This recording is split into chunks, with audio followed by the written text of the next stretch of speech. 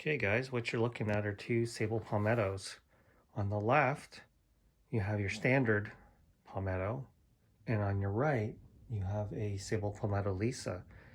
And Sabal palmetto lisa is a weird kind of like sport or naturally occurring variety where the fronds do not separate and you get these, it gets like a weird cupped appearance to them.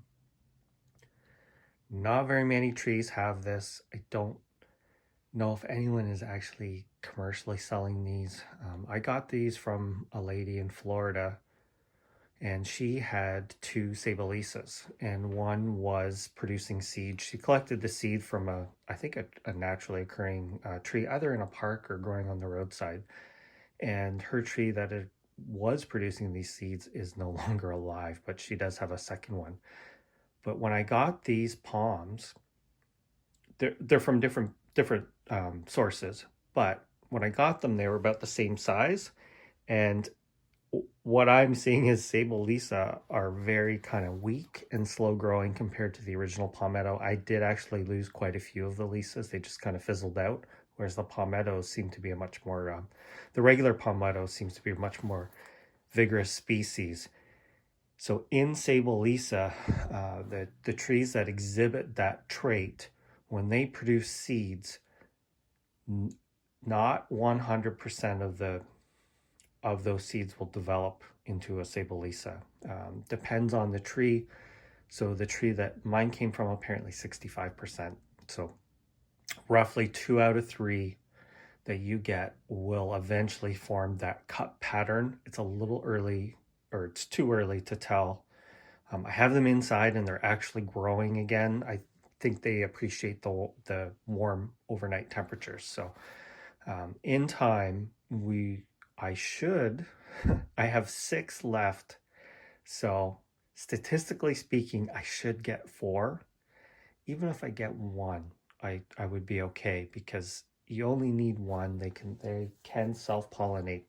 So anyway, I'll just kind of run through what I'm seeing. So Sabal palmetto, big, thickly divided leaves, whereas these little Sabalisa, they're much smaller. They are ridged, not quite as deeply. The color is quite similar between the two. And that's kind of what I'm seeing. Regular palmetto, vigorous growth. Palmetto lisa, slow growing, smaller leaves. And on the palmetto, there is a heel. And all my little Sabalisas don't have a heel yet. So I don't know if it is simply the fact that the roots aren't as big, so they're not kind of hitting the bottom and pushing up and creating a heel.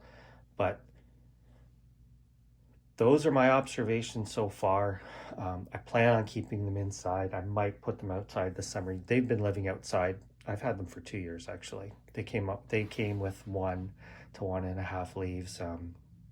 Very slow growing for me in my climate. So I'm going to keep them inside as much as possible. I probably will put them out for the summer months, but that's about it.